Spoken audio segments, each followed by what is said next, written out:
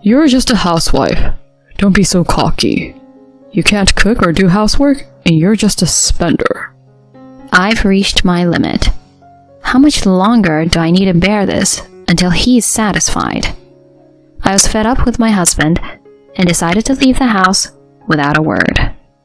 My name is Haley, a 32-year-old office worker. My husband Kian and I have been married for 2 years. We met through group dating, and since we were close in age and shared the same values, we soon started dating. We continued to date steadily, and after about 2 years, we decided to get married. I resigned from my job when we got married. My husband had told me that he wanted me to be a housewife after we got married. I then became a housewife and worked every day to take care of the house. Not only did I do the cleaning and laundry, but I also cooked every day and made elaborate lunches for my husband. Today's lunch was delicious. My co-workers envied me. My husband happily tells me, and that gave me even more motivation. I put more effort into cooking and made delicious food for my husband, who works hard at his job. I gotta come home straight after work every day because the food is so good. It's so much more meaningful than sloppy drinks with coworkers, and it tastes way better than eating at the local pub. Thanks. It makes me happy to hear that. My husband and I were very happy as newlyweds. But there was one thing in our marriage that could be seen as a bit of a problem. That is my mother-in-law. My mother-in-law has an old-fashioned way of thinking, or rather, she sometimes speaks with old-fashioned common sense. A wife listens to whatever her husband's family says. If you visit your husband's family, you shouldn't have any time to spare, my mother-in-law says to me. Because of this, it was a hassle to go to my parents-in-law's house. How could I want to go there when I had to come home feeling bad about myself every time? At first, I was patient for a while, but then I realized that I really didn't want to see my mother-in-law. I get a stomachache every time before we leave for their place. So lately, I've been telling them I'm not feeling well and asking my husband to visit them alone. My husband was not happy that I didn't come with him, but at least he did what I asked of him. But he still asked me to come at least for the family gathering during the holiday season, so I had no choice but to go. My mother-in-law sneered at me as soon as I made my way into the house, as if she had been waiting for me. No matter how much you try to avoid me, it's impossible. You're like a slave who has to listen to me. It is really hard to hear such terrible words during such a festive season. And since a huge number of people come to the family gathering, not to mention the preparation, it is very hard to refill the drinks during the party and clean up afterwards. My mother-in-law makes me bear a lot of the burden. Therefore, I could not take a rest, but rather it was the busiest day of the year. In addition, she has been pressuring me to have a baby as soon as possible. Even though it was only once a year, I was extremely stressed. So I decided to talk to my husband about not wanting to attend a family gathering this year. My husband gave me a very disapproving look. What? You can't stand it for just one day? Stop acting like a baby. You're my wife and you married into my family. Normally, I'd expect you to follow me there without a word. But even if you say that, your mother bullies me for just being there. And how exactly does she bully you? She always attacks me with her words. The other day, she kept asking me if she'll be able to see her grandchild soon. It's only natural that she wants me to have children as soon as possible, since we haven't had any yet. That's not what I meant. It's the way she says it that's pressuring me. I think you're taking it the wrong way. Maybe you're a little too sensitive. No way. I was very sad that my husband didn't take my side. He and I started talking less and less, and it became awkward. He's been working a lot of overtime for a while now, but lately he's been working overtime and coming home late every day. I think that's his way of avoiding me. But then we found out that I was pregnant.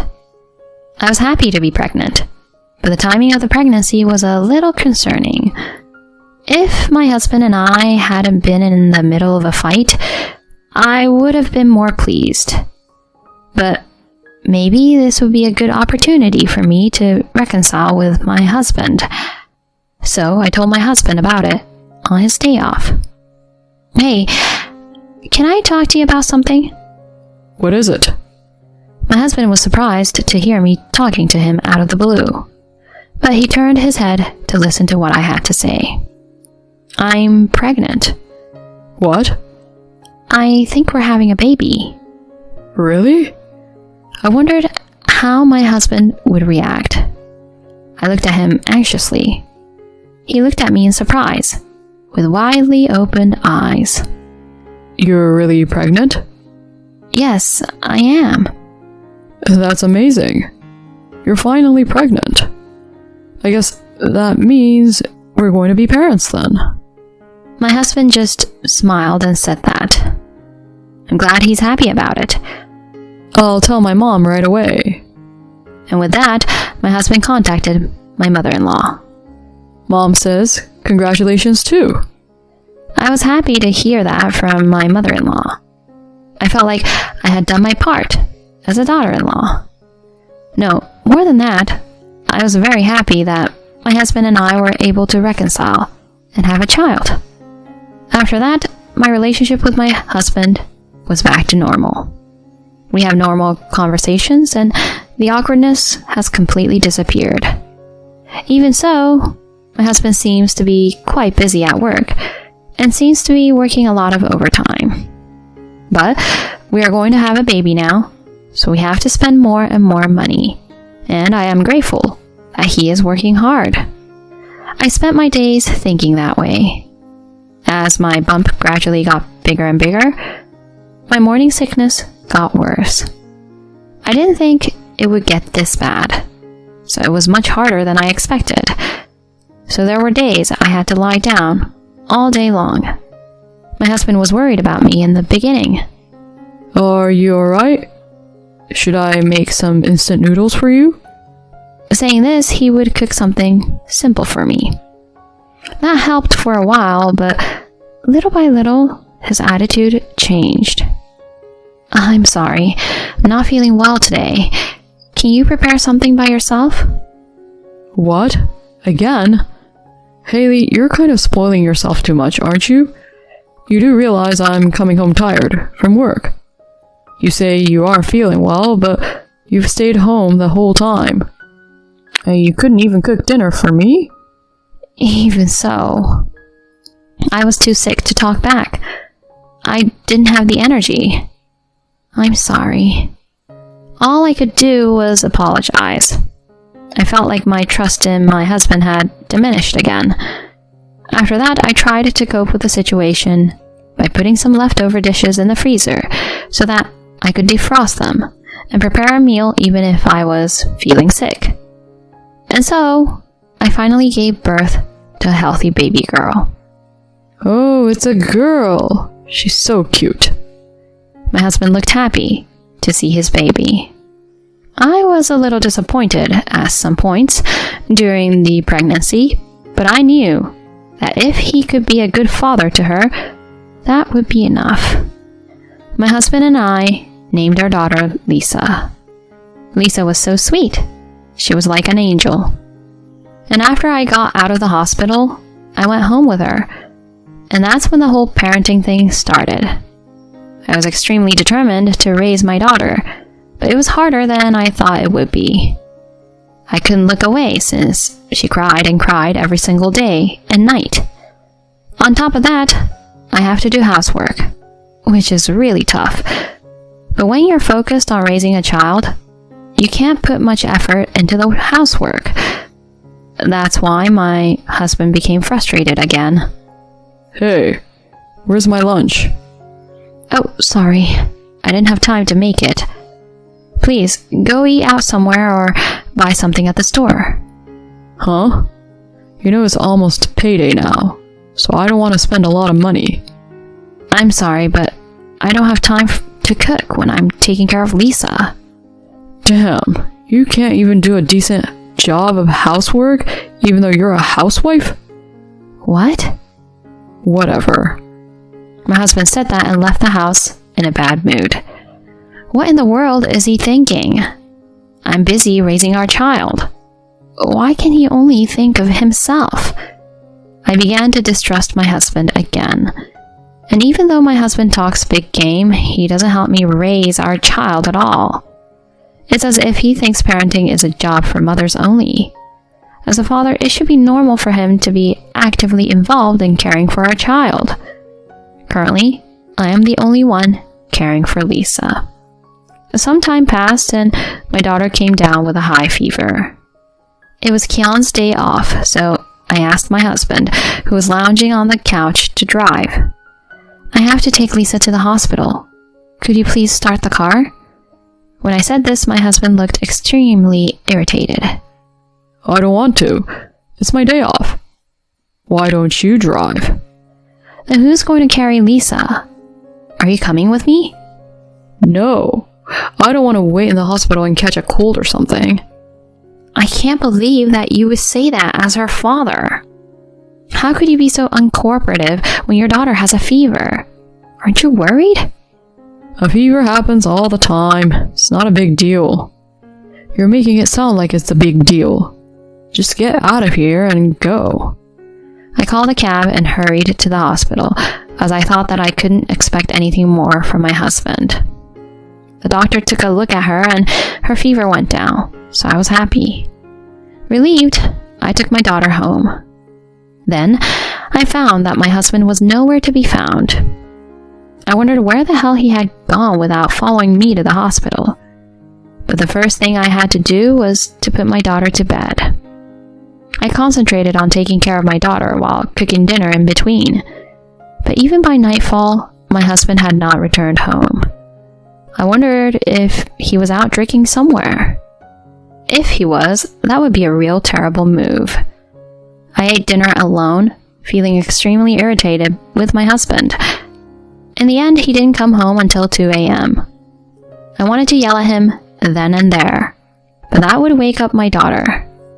I had to let her rest and sleep for now, so I held it together. The next day, her fever was gone, and she was feeling much better. She seemed to be eating well, which was good. I was very relieved, but I realized that there was still something important to do. I was waiting for my husband to wake up when he came sleepily into the living room in the early afternoon. Good morning. Well, good afternoon would be more like it. Yeah. He was so sleepy that he didn't seem to be able to think straight enough to notice my sarcasm. Where were you yesterday? You were gone when I got home, and I don't think you got home until after 2 a.m. My friend invited me over for drinks. You went out for drinks when your daughter had a high fever? When I said that, he must have finally realized that he was being accused, because he glared at me. Then what? Am I not allowed to do that? You're the one who's taking her to the hospital, so it doesn't matter. Besides, from what I can see, Lisa's fine already. You're always making such a big deal out of things. Oh man, my head hurts. You're really ticking me off. What the hell? You're such a bad father. What? You're just a housewife. Don't be so cocky. You can't cook or do housework and you're just a spender. You're not a good mother either, let alone a good wife. Being accused like that, I had reached my limit. How much longer do I need to bear this until he's satisfied? I was fed up with my husband and decided to leave the house without a word. I immediately went to my room and started to pack my belongings. Hey, what are you doing? He followed me and yelled at me, but I ignored everything. Hey, where are you going? Ignoring his questions, I picked up my daughter and headed for the front door. Hey, Answer me. Don't you dare ignore me. I continued to ignore my husband's yelling and left the house. I headed straight to my parents' house. My husband kept calling, but I didn't answer any of his calls. When I arrived, my parents welcomed me warmly. Then I decided to stay there and relax for a while. It was the first time in a long time that I didn't have to do housework, and my parents were happy to see their grandchild. I stayed with my parents for about a month. During that time, my husband contacted me several times, but I ignored all of them. I wasn't just staying at my parents', I was preparing for my divorce. First, I looked for a job so that I could support my daughter after the divorce. Then I heard from a former colleague that my former boss had started a company and was looking for new employees because it was starting to take off. I knew the boss well, so I contacted him right away and he offered me a job. And so, I was prepared with my job. I had one more thing in mind. I was preparing to investigate my husband's infidelity. He always said he was working overtime, but somehow I knew he wasn't. The last time our daughter had a high fever and he had gone out drinking, I suspected that he was having an affair with another woman. That's what I thought, so I asked the detective agency to investigate. And my hunch was right. My husband was indeed having an affair, and he had brought her into the house after I had left. I consulted a lawyer with these evidences. He told me that if I had all this evidence, I could get a divorce on my husband's grounds. And when I was ready, I returned to the house where my husband was. What the hell have you been doing? You're a housewife. You're not supposed to leave the housework to me, you stupid. He was about to badmouth me when my husband noticed that my father was behind me. Oh, I didn't notice you there. Is there something inconvenient if I'm here with her? And what's with your attitude? Have you always been that coercive toward my daughter? Oh, no, it's just that she didn't come home for a month and I got a little emotional. My husband shrunk as he hunched his shoulders inwards. He's always been a weak man, so when someone as dignified as my father is around, his bravado instantly disappears. I'm actually here to divorce you. What? Divorce? My husband was surprised that I got right to the point. Why are you saying this out of the blue? It's not out of the blue. Have you forgotten what you've done? You've been horrible to me, and most critically, the affair. What? I have photos here that prove it. I said that and scattered the photos. Oh, when did you... My husband rushed to pick them up. You can't get away with this. I'm divorcing you and filing for alimony and child support. When I said that, he became defiant and talked back to me. You've got to be kidding me. I won't accept child support. I'll be taking my daughter with me. What are you talking about? Of course I'm taking her. You don't have a job. You're too financially weak. I'll take her and my parents will raise her. Then there'll be someone to take care of her all the time. No problem. So I won't have to pay child support. You really suck. But unfortunately, I already got a job. It's a full-time job and the pay isn't that much different than yours. You're lying. You don't have to believe me, but I'm in a position where I could take her back. No problem. And since you're having an affair, I have the advantage. Oh no. We'll deal with the rest through our lawyers. I said this and took the rest of my belongings out with my father. My husband was slumped over with a pale face. I then divorced my husband through my lawyer and filed for alimony against him and the affair partner. I got custody of my child and was able to claim child support from my husband. My husband lost all credibility with his co-workers when his company found out about the affair. Because of this, he was transferred to a department where he will most probably never be promoted again. My husband was planning to remarry the woman he was having an affair with, but he was stumped because she was with him just for fun. And my mother-in-law could not forgive him for having an affair without helping to raise her grandchild, so she apparently cut ties with him. After that, my in-laws came to my parents' house and apologized to me, so although I haven't completely forgiven my mother-in-law, I accepted their apology. Then I started working hard while raising my daughter with my parents. My daughter is growing up so fast and has recently started to speak. I now live happily with my parents and daughter, and she makes my days happy and cheerful every day.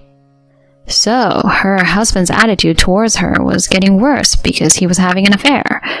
It's disgusting that he was behaving so badly and abusing her with words while having an affair. But in the end, the affair partner dumped him too, and his job ended up not going well, which is what he deserved.